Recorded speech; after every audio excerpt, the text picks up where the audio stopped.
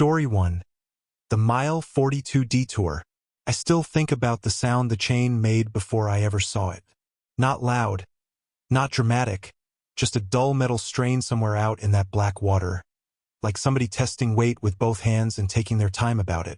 The part that keeps coming back isn't when I hit the gas. It isn't even when the lights started bursting over my head. It's the moment I realized every wrong thing on that road had been set there for a truck exactly like mine. My name's Nolan Vick. I was 42 that summer, running night recovery work out of a yard just outside Baton Rouge. I drove one of the big flatbeds, not the light-duty kind, a heavy commercial rig with reinforced hydraulic lifts because most of what we hauled were wrecked work trucks, tractors, and pickups that had folded an axle and needed more than a chain and a prayer. I liked night runs. Fewer people, less traffic, less talking. On that run I was taking a dead utility truck down to a rural impound lot near the state line after a bridge closure shoved half the commercial traffic off the highway and onto a backcountry logging detour. Dispatch gave me the route, said local crews had been using it all week. It was a little after midnight, late in early August, and I remember thinking the worst part of it would be keeping the flatbed straight in the mud. The road turned bad about 6 miles in. Not rough bad. The kind of ruts that make the whole steering column twitch under your hands. Spanish moss hung low enough to brush the mirrors. The air coming through the cracked window smelled like rotting leaves, warm diesel, and swamp water that had been sitting too long. My mud tires kept sinking with that deep sucking sound, like the road was trying to pull the weight right out from under me. What got my attention, though, was what I didn't hear. No frogs, no insects, no little flashes of reflected eyes in the tree line. In South Louisiana, even the dark usually feels alive. That road felt held. I saw the log when my headlights hit the bend. Fallen cypress, thick as a man's chest, laid clean across the single lane. I eased to a stop maybe 15 feet short of it and kept the engine running. Stuck all along the top of that log were roofing nails, old rusted ones, hammered upright at angles that would have punched through rubber easy if I'd rolled over them. I remember sitting there with one hand on the wheel, already annoyed more than anything. My first thought was that some careless crew had dropped scrap on the road. Then heavier trucks had mashed it into the dead wood earlier in the week. It wasn't smart, but it wasn't mysterious either. I'd seen dumber things done by tired men with equipment. I set the brake, grabbed my gloves, and climbed down with the work light. The mud took my boots almost to the sole edges. I figured I'd winch the log just enough to nose around it and be done. My truck had moved plenty worse.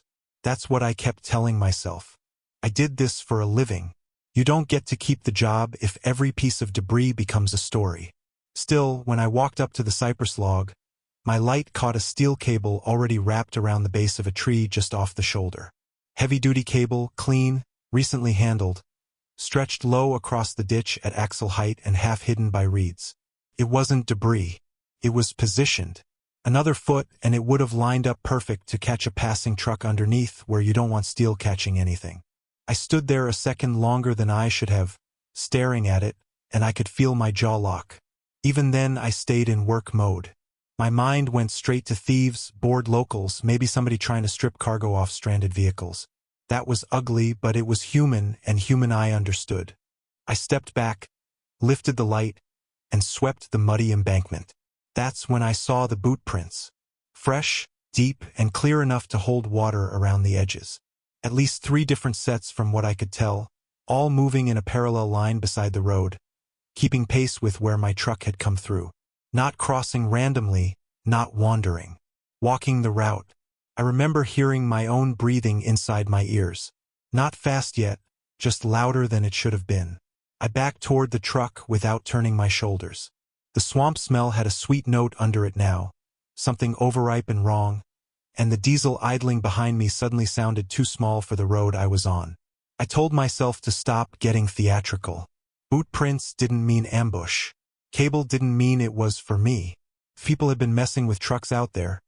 Then all I needed to do was get back in the cab, lock the doors, and call it in once I hit better signal. That was the professional answer. Finish the problem in front of you, then document it. I climbed up, fired the work lights mounted high over the bed, and flooded the road and shoulders in hard white glare. The trees jumped out, wet bark, hanging moss, sheets of black water between roots. I barely had time to register how much ground those lights opened up before the first one exploded.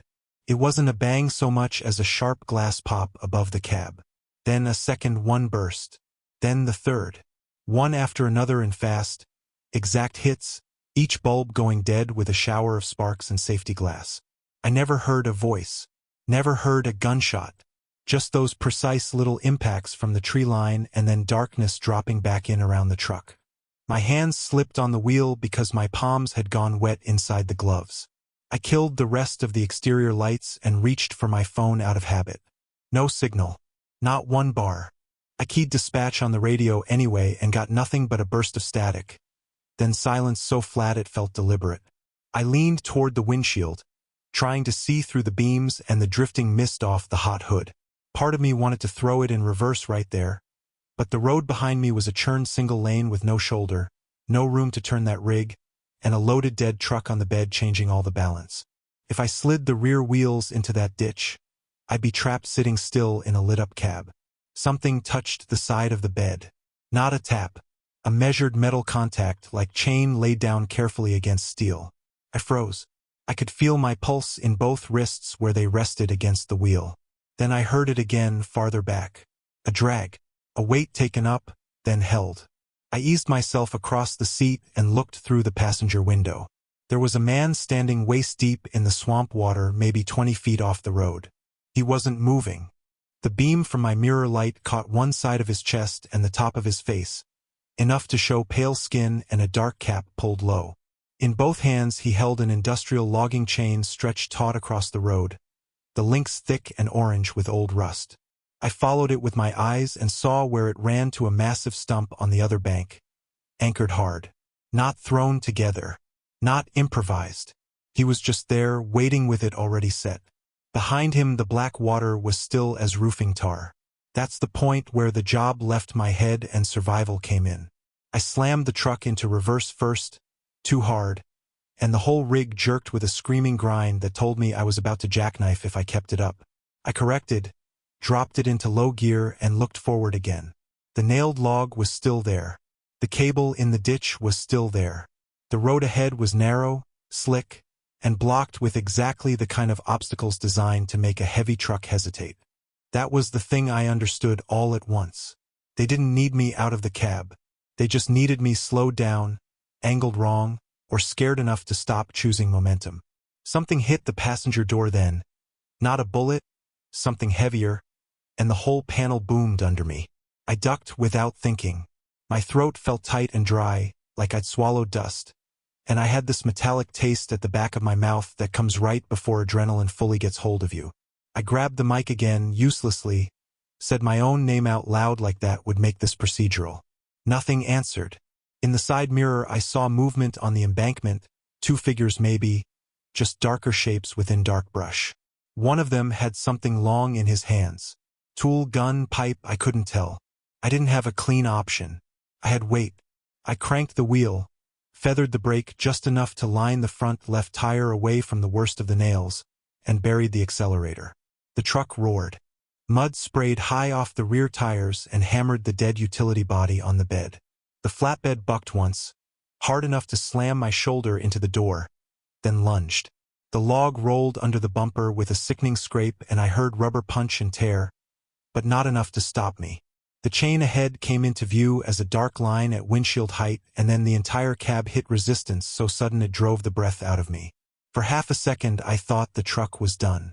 Then the chain snapped. Not clean. It let go with a violent shudder and a burst of links whipping off to the side, one end sparking against steel as it slashed past the bed. The man in the water vanished backward. I don't know if he jumped or got yanked or fell. I only know I saw white water erupt where he'd been standing. I kept both hands on the wheel and drove. Branches smacked the cab. One dead exterior mirror folded in. Something else hit the side of the truck from behind. Then another impact came from the bed. But I never looked again. The tires fought for grip through miles of mud and washout and shallow standing water.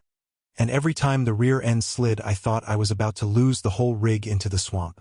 I drove that detour like the truck was on fire. 10 miles an hour where it demanded 10. 40 where it gave me room. I didn't stop for the blown lights, the torn tire, or the way the steering kept pulling left after I clipped the log. I just kept that diesel screaming and followed the ruts until the mud finally gave way to gravel, then broken blacktop, then real state pavement that felt almost unreal under the wheels. I didn't let off until I'd put 20 miles between me and that road and rolled under the hard white lights of a truck stop with people standing outside smoking. When I climbed down, my legs trembled so badly I had to brace a hand on the fender like I was checking damage. The front bumper was bent. One steer tire had 2 nails in it and was hissing slow.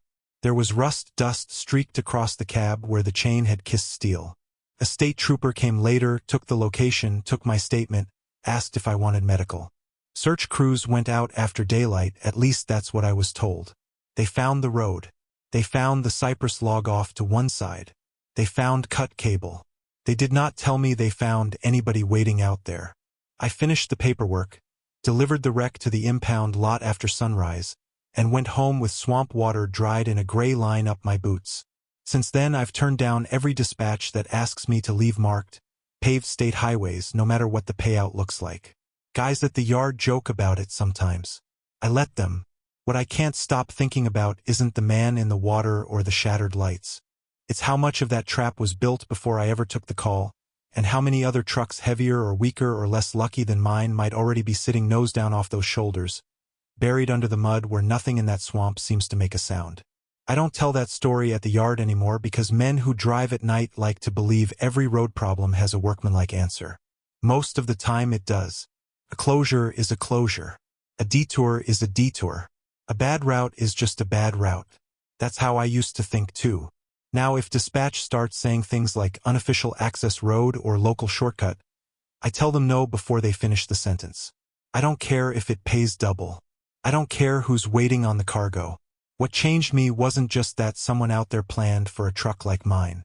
It was how practiced it felt, how calm, how many separate steps had already been put in place by the time my headlights found that log.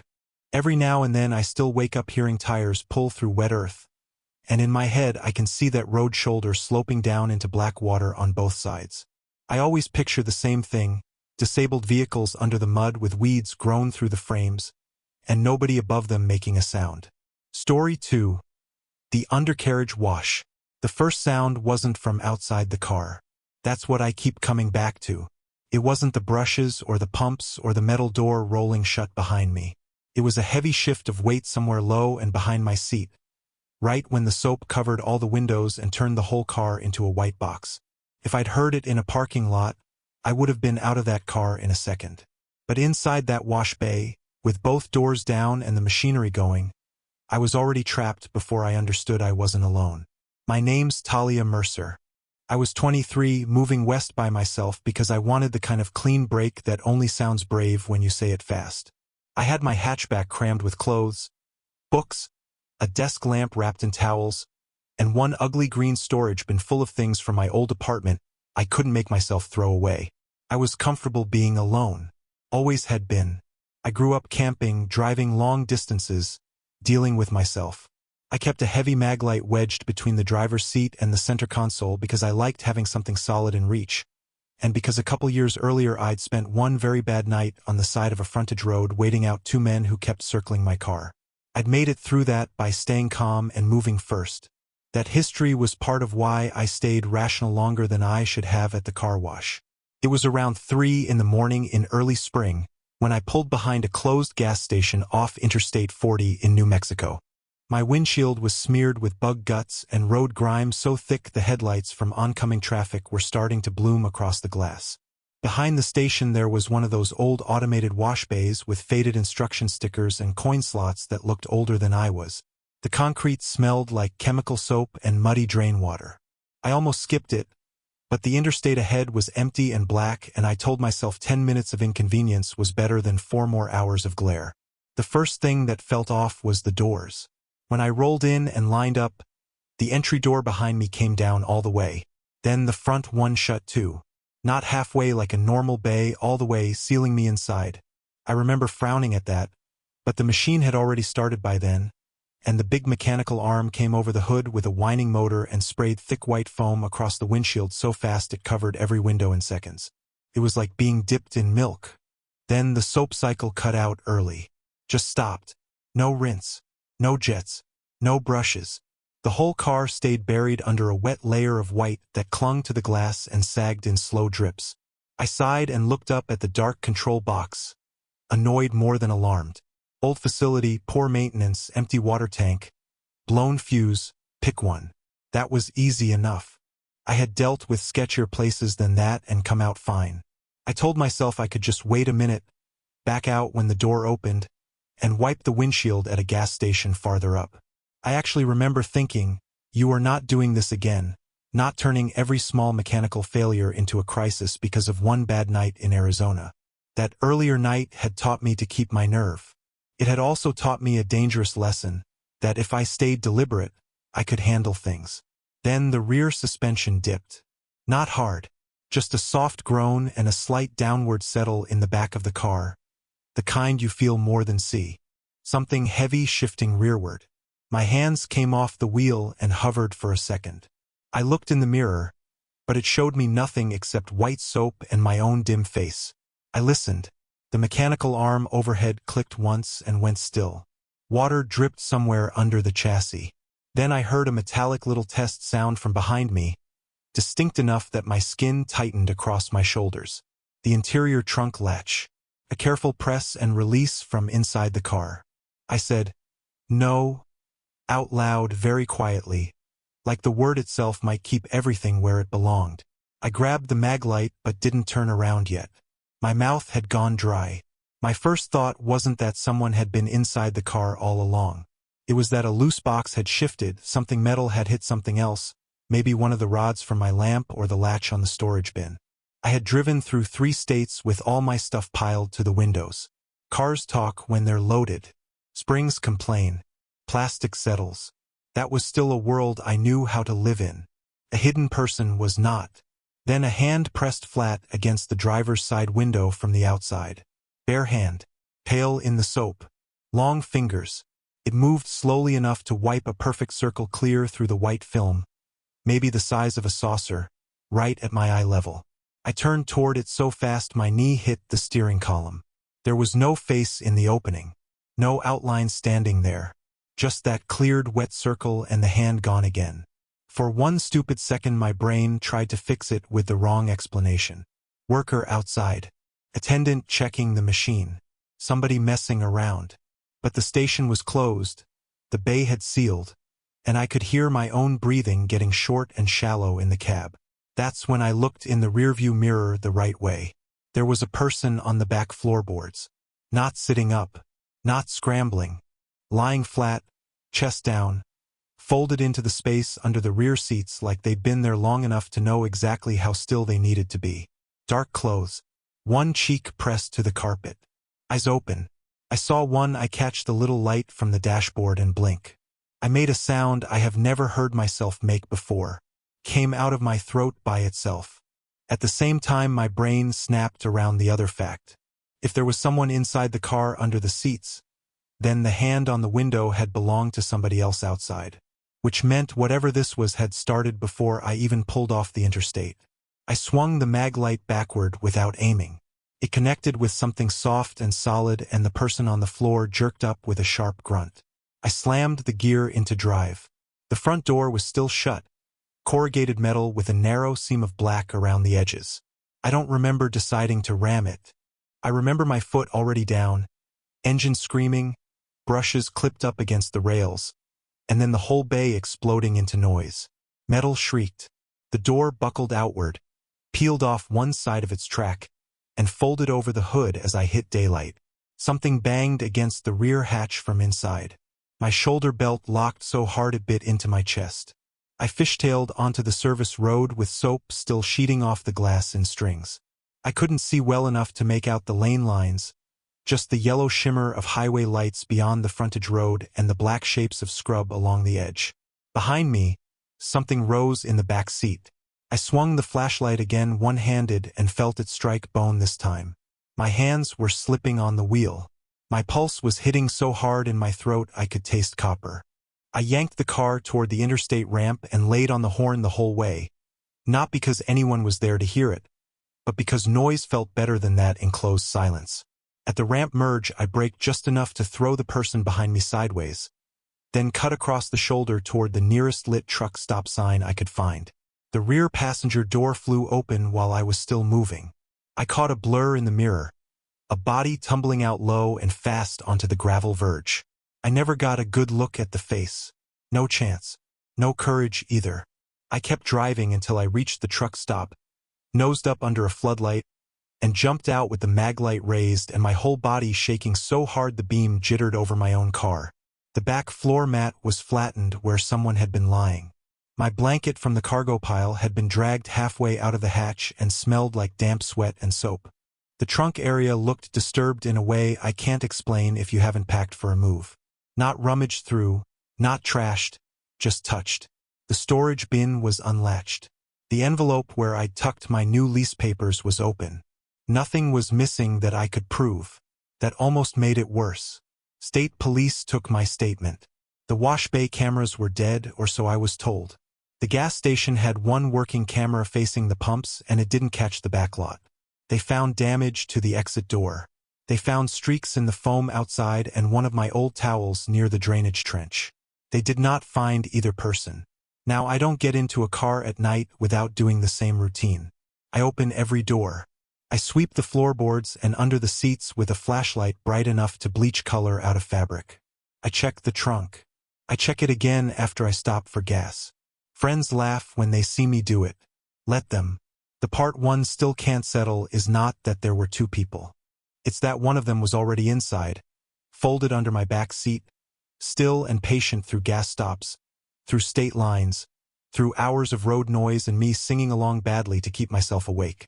I keep replaying those empty miles, trying to feel the first moment my car stopped being mine. I still haven't found it. I finished the move because I didn't know what else to do. People think surviving something gives you a clean line before and after, like you become a new version of yourself all at once. It wasn't like that. I still unpacked boxes. I still went to the grocery store. I still drove to work. I just did all of it with this private, ugly understanding that privacy can already be gone before you know you're supposed to defend it. That's the part one hate most. Not the hand on the glass. Not the eye in the mirror. It's the missing middle. I don't know where they got in. I don't know how many hours that person lay under my seat listening to me talk to myself, crack the window, sip gas station coffee, call my sister from the road. Sometimes at a red light, I still glance at the back seat and feel that instant where my stomach seems to drop away. The next story comes from someone who thought a voice on the radio meant there were still other people nearby. I understand why he wanted to believe that. Story 3. Channel 19. If you've never been on a mountain grade in a loaded rig with fog so thick it eats your headlights, then it's hard to explain how quickly the world shrinks. You stop thinking about distance and start thinking in feet, then inches, then sounds. On that run, I was already listening too hard when the CB cracked awake and a calm voice asked, "Is he in the box?" Another voice answered, "He's in the box." At the exact same time, headlights filled my mirrors from behind and taillights held steady just ahead. And I understood I wasn't just driving through weather. I was being contained. My name is Graham Heller. I was 58 that fall, and I hauled specialty vehicles up and down the west side because I still needed the work after my wife died and the retirement plan stopped making sense. I never liked long solo drives the way some truckers claim they do. I tolerated them. Silence gets large at my age. Still, necessity will train a man. I transported vintage sports cars across state lines in an enclosed, unmarked trailer because wealthy clients preferred discretion and brokers paid better for quiet jobs. On that trip, I was carrying a restored Italian coupe from eastern Washington down toward a private collection outside Eugene. The trailer was sealed, plain white, nothing on it to advertise value. Or so I thought. It was late October, just after 9 at night, and I was starting down one of the Cascade grades on a 2-lane mountain highway with almost no shoulder and a drop on the passenger side steep enough to make you keep your eyes where they belonged. Wet pine smell came in through the cab vents, mixed with hot engine and the faint burnt odor of brake pads. I had the Jake brake working in short bursts, letting the diesel hold me back. Visibility was maybe 20 feet. The fog wasn't natural looking. Too even. Too full. My halogens hit it and just sat there, a white wall. Then a black sedan appeared ahead of me and slowed to about 15 miles an hour on a straight section that should have allowed more. I remember muttering at the windshield, annoyed but not worried. Civilians do foolish things in mountain weather. They freeze up, grip the wheel and crawl. I've seen it. I told myself that's all it was. Some scared driver from flatter country who'd never learned that going too slow on a grade can be its own kind of danger. I stayed off the horn because fear makes people do worse things, and I backed off the following distance as much as the grade allowed. That's the kind of grace I still try to give strangers on the road. I always think there's probably a decent explanation if I wait one more minute. That generous instinct is how I stayed in the trap. A white van came up behind the trailer so smoothly I almost didn't notice it until the mirrors were full. No markings, no roof rack, just flat white paint and headlights too bright for how close they were. It matched the sedan's slow speed exactly, leaving me boxed between them on a grade where I couldn't safely stop and couldn't pull onto a shoulder because there wasn't one. I felt my shoulders tighten, but I still reached for the easiest answer. Maybe they knew each other. Maybe the van driver was protecting the sedan from getting rear-ended. People improvise odd little convoys in bad conditions. Then the CB woke up. Channel 19 usually gives you chatter, warnings, jokes from bored men miles away. This came through clean and intimate, like the speaker was sitting in my passenger seat. Same calm voice as before. Plate reads Oregon temporary over Washington issue. Last two are 7 and 4. A second voice, flat as a man reading a grocery list, said the make and model of the car inside my trailer. Exact year too. My hands tightened on the wheel so hard the tendons in my forearms cramped. The plate I could explain away if I forced it. Somebody behind me could see it. But the car in the trailer was supposed to be hidden under plain steel and paperwork. I took the mic and said, "You got the wrong truck." No answer. Just a hiss of static. Then the first voice said, "Stay easy, Graham." Hearing my first name in that tone did something bad to my chest. It wasn't loud fear. It was a tightening, a pressure right under the breastbone that made it hard to pull a full breath. I checked my phone. No signal. Of course. Mountains. Fog. Dead zones. All normal things that felt suddenly selected. I toggled through other CB channels. Mostly static. One burst of laughter somewhere far off. Then nothing. I told myself the name could have come from the broker sheet. Maybe somebody in shipping had talked. Maybe this was an attempted cargo theft and all they wanted was to scare me into stopping. Criminals, not monsters. Men with a plan, not some impossible thing. I kept thinking if I could keep them in that category, I could survive them. The sedan ahead tapped its brakes. I eased mine and felt the loaded trailer push through the hitch, heavy and stubborn. The van behind moved closer. I could no longer see pavement between its lights and my rear bumper. My tongue felt thick. I realized I had been swallowing over and over without noticing. The road bent left around a rock face, and for a second the fog thinned just enough for me to see how little room existed on the passenger side. No shoulder, just a thin strip of wet gravel and then black open drop. The CB crackled again. "He'll keep it gentle," the second voice said. That should have been enough. It wasn't. I was still trying to read it kindly. Maybe it meant they'd back off. Maybe it meant they didn't want anybody hurt. The mind will do ugly work to preserve a little hope.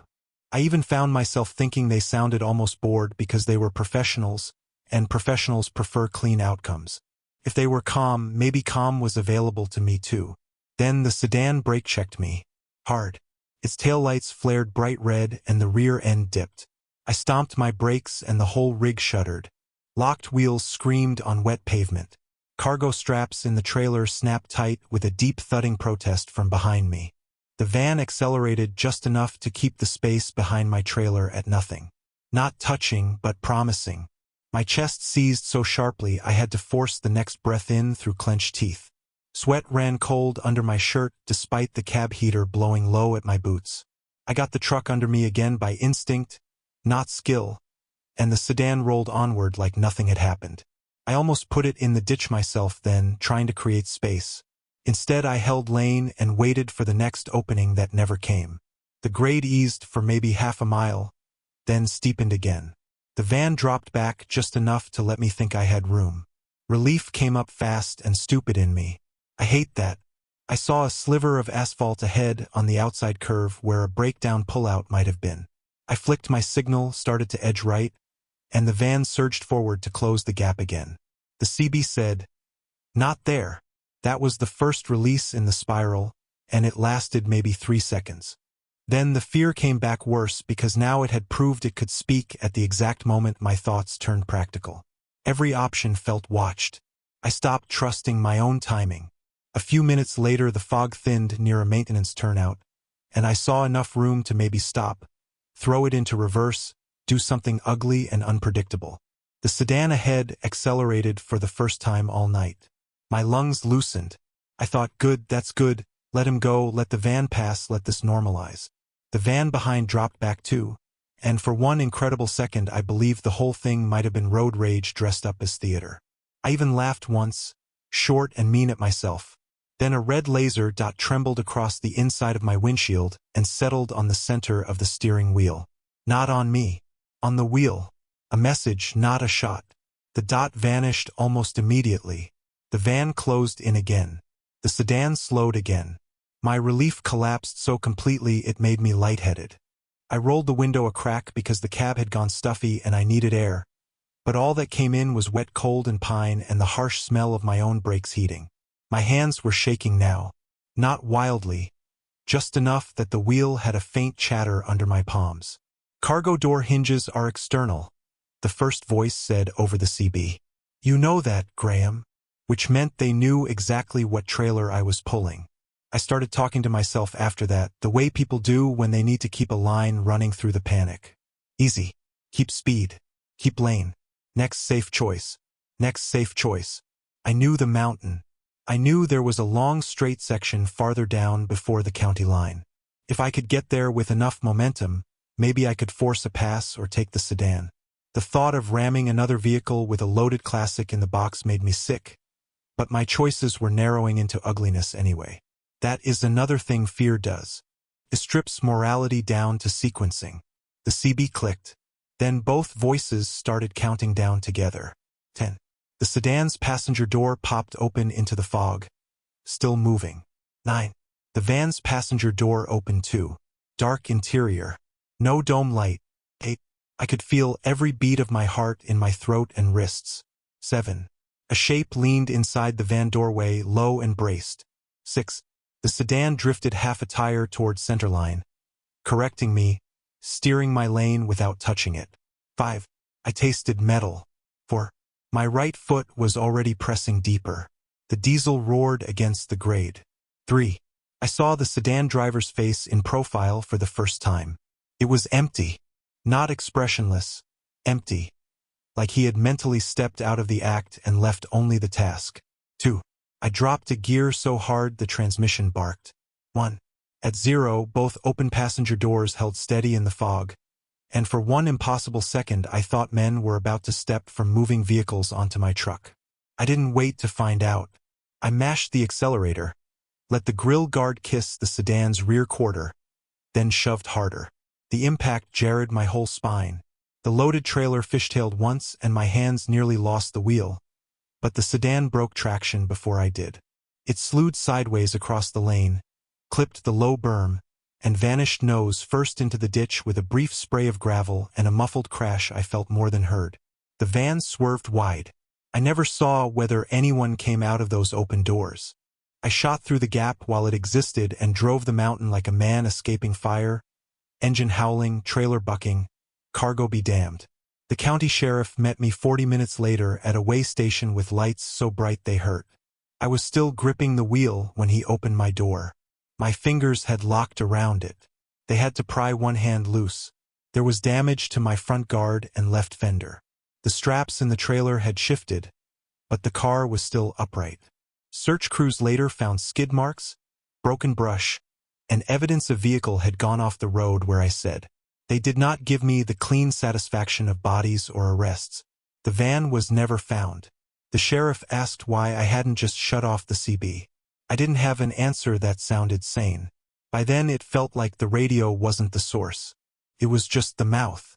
I pulled the CB unit out of my cab myself the next morning and left the wiring hanging. I don't haul anything now unless the manifest is public, insured by a third party, and boring enough that nobody wants to whisper about it over open channels. Even so, there are nights I still reach toward that empty bracket when weather closes in because habit is older than fear. Then I remember those voices, how measured they were, how polite almost, and I stop. What stays with me isn't only that they knew who I was and what I carried. It's that they sounded like men doing paperwork. No anger, no thrill, no panic in the middle of something that could have killed all of us. I still don't know what they wanted most, the car, the truck, me, or just the completion of a plan they'd already rehearsed. I only know that bored voices are worse than angry ones, because angry men might still make mistakes. Those two never sounded close to one. Some roads teach you respect for weather. Some teach you respect for machinery and weight. That mountain taught me something meaner. It taught me that coordination has a texture you can feel before you fully understand it. A slowed car where it shouldn't be. A second vehicle closing the back door. A voice on a common channel speaking like the outcome has already been decided somewhere else. I used to tell myself there was comfort in professionalism, that organized people prefer controlled damage. I don't believe that anymore. Calm can mean mercy, can also mean rehearsal. If you've ever heard someone count down toward violence in the same tone they might use to read off inventory, then you know how thin the line is between those two things. The next story is quieter than this one. No fog, no radio, no other witnesses at all. Just a road so empty it gave a stranger enough space to become something almost familiar. Story 4. Mile marker 400. I knew how many miles I had left when it started. That's the part that makes it feel worse to me, not better. I wasn't lost. I wasn't half asleep and guessing. I had entered that private toll stretch knowing it ran just over 100 miles with no exits, no gas, no rest area, and one final service turnout at the end. I remember thinking 93 miles of straight dark and then I'm done. By the time I hit the low 400s on the markers, I had started counting down in tens just to give my brain something steady. That's when the car in the left lane stopped acting like traffic and started acting like a mirror. My name's Callum Dane. I was 31 then, doing what I always do on long drives through Texas, taking the graveyard hours on purpose to avoid heat, congestion, and the kind of daytime idiots who treat the left lane like a lounge chair. I travel well alone.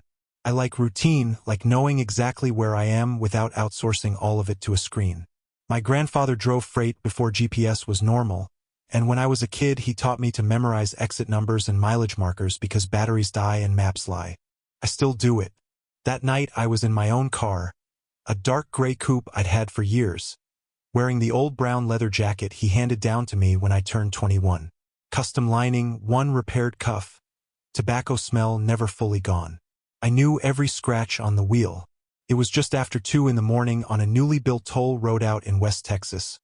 One of those long engineered stretches that feels less like a public highway and more like somebody's private experiment.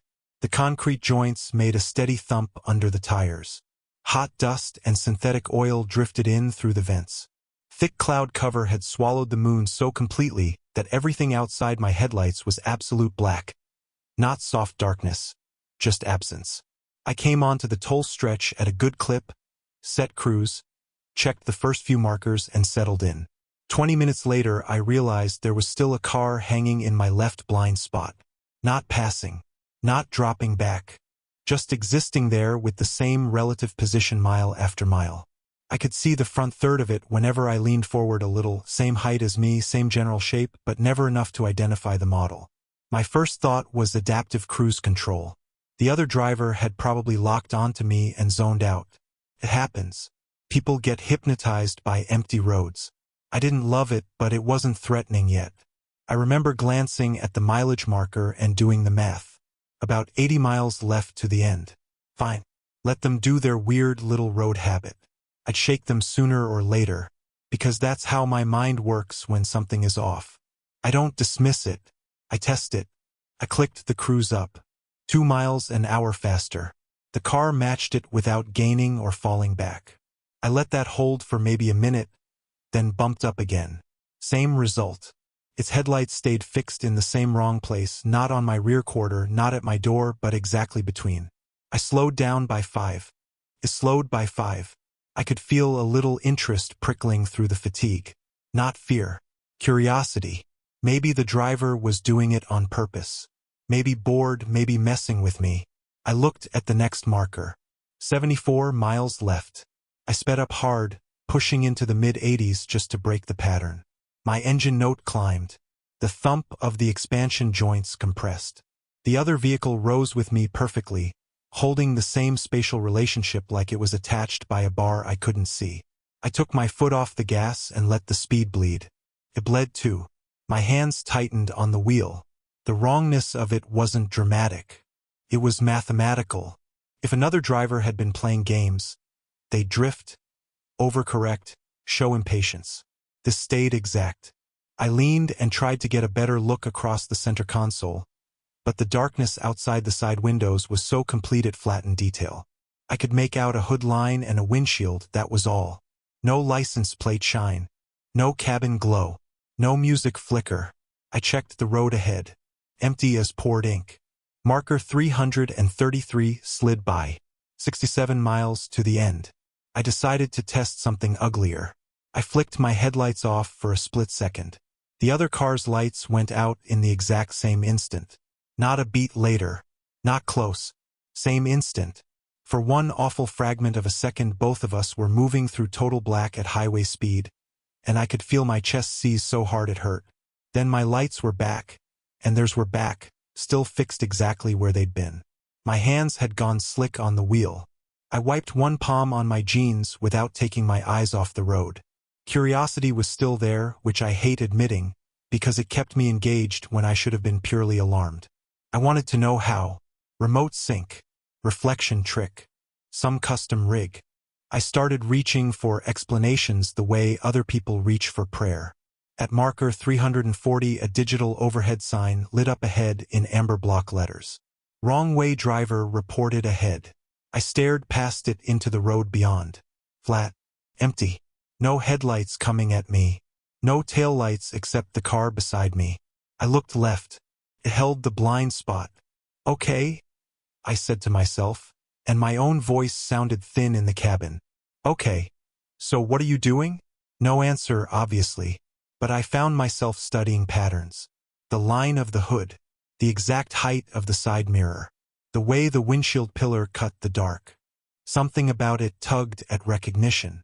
Marker 350. 50 miles left. I started counting them down in my head because countdowns make a thing feel finite. 49. 48. If I could keep it together to the toll exit, there would be lights, cameras, gates, maybe staff. At marker 362 I tried the shoulder rumble strip. Just enough tires on it to make the car shake and send a noisy vibration through the cabin. The other car drifted left the same amount onto its own rumble strip, same duration, same correction. My throat felt tight. I realized I had been holding my breath through every little experiment and then gulping air afterward like I had surfaced from underwater. The wrongness kept deepening by tiny increments. There was no aggression in it. That made it worse. Aggression gives you shape. This felt like observation through imitation. Marker 370. 30 miles left. I told myself I was going to look directly, not glance. Look. I eased forward in my seat and leaned toward the window until the shoulder belt pressed hard across my chest. The other vehicle slid a little more into view under the shared geometry of our lane positions, and my stomach dropped in this quiet, cold way that felt almost separate from fear. It was my car. Same make, same model, same trim package, same color, same slight haze on the front wheel rim where road salt had once bitten the finish. I could see the driver now too. Same jacket as mine. Same brown leather with the darker patch on the left cuff where my grandfather had repaired it years earlier. The driver's posture was rigid, too upright, hands placed at matching positions on the wheel, eyes straight ahead as if looking past the road entirely. I don't mean it looked similar. I mean it looked tailored from my life. I should have braked then. Instead I kept studying because understanding had become its own trap. The driver's jawline was close to mine in silhouette, but not exact. A little too still. The collar sat wrong at the neck, like someone had copied the jacket from photos and missed how old leather folds around a real body. I tried to see the face full on, and that was when the driver turned just enough for me to notice there was no expression at all, not even concentration. Not a blank stare. Pose of a stare. Marker 388. 12 miles left. My chest was hammering now, each beat sharp enough to feel in the base of my throat. I reached for my phone with one hand, keeping the other on the wheel. No service. Of course there wasn't. Private road, dead zone, clouds burying everything. I laughed once through my nose, small and ugly. Then the car beside me clicked its turn signal on. Left signal. Flashing into nothing. No lane to take. I don't know why that broke me more than the copied car or the jacket. Maybe because it was a familiar human habit dropped into a situation where it made no sense. Felt almost polite. Almost like conversation. Marker 390. 10 miles left. That became the deadline. 10 miles until lights. 10 miles until whatever staffing existed at the toll end. 10 miles if nothing changed. I started saying the numbers under my breath as they passed. 9 miles left. 8. The mimic stayed beside me. 7. It adjusted when I adjusted. 6. The turn signal kept blinking a soft amber pulse against the dark. 5. An overhead maintenance light appeared far ahead, then vanished behind a dip in the road. 4. The driver beside me finally turned its head farther, and I saw enough of the face to know only one certain thing. It was not mine, even though it had been built to suggest it. At 3 miles left, I made the only choice that felt like mine again. I stomped the brakes. Not a gentle slowdown. Full emergency pressure. My seat belt locked across my chest and the tires shrieked on the concrete. My speed dropped so fast my vision tunneled for a second. The other car braked with me, perfectly, still in formation. That impossibility hit me with a rush of nausea so hard I swallowed against it. I yanked the wheel right, then left, scrubbing speed down near 20, and saw a break in the median grass where maintenance vehicles had probably crossed once. Illegal, violent, stupid, but open. I threw the car across it. The undercarriage slammed earth. Dirt and dead grass sprayed the windshield. My rear end fishtailed so hard I thought I was about to roll, but the tires caught on the far carriageway and I punched the gas, now heading back the way I'd come against the legal flow, hazard lights on, heart smashing in my chest. In the mirror I saw the other car still on the original side. Taillights red and steady in the darkness. It did not follow immediately. It just sat there for a second, as if considering whether the pattern still mattered now that I had broken it. Then the taillights went out. I drove the wrong direction until I found a maintenance pullout and sat there shaking so badly my knees knocked under the steering column. When I finally reached a staffed booth by flagging down a road crew truck near dawn, the man took one look at me and asked if I'd fallen asleep at the wheel. I said no. He asked if I had turned around on the median. I said yes. He asked why. I looked past him at the toll cameras and the empty lanes and realized I had no explanation that wouldn't sound like damage control from a tired driver who'd panicked himself into a dangerous maneuver. So I gave him the part he'd believe. I said another vehicle had been matching me for miles and I thought I was in danger. He nodded the way people do when they want to be kind without agreeing. They checked camera footage, supposedly. If they found anything, no one told me. Maybe the angles were wrong. Maybe the darkness won. Maybe the other car never got close enough to register as more than another set of lights on another lane. I still drive long distances. I still prefer night. But now I break my own rhythm on empty roads for no reason except to make sure it's mine. I speed up, slow down, drift a tire over the rumble strip, take the next lit exit even if I don't need it. I no longer trust symmetry when I'm alone. And I keep coming back to the same question I can't shake. Not how that driver matched me. Not even how they got a car so close to mine. It's the jacket. That custom old leather should not exist twice. My grandfather had it altered by a shop that closed before I finished high school, and the repaired cuff on the copy was in the wrong place by less than an inch, which means somebody had either seen the real one up close or spent time studying photographs of me wearing it. I haven't decided which possibility I hate more. What stays with you from road stories usually isn't the big movement. Not the turn, not the impact, not the escape. It's the small private thing that never fits back where it used to. Mine is this. When I hang that jacket now, I always run my thumb over the repaired cuff before I leave it on the hook, just to make sure the patch is still on the left side where it belongs.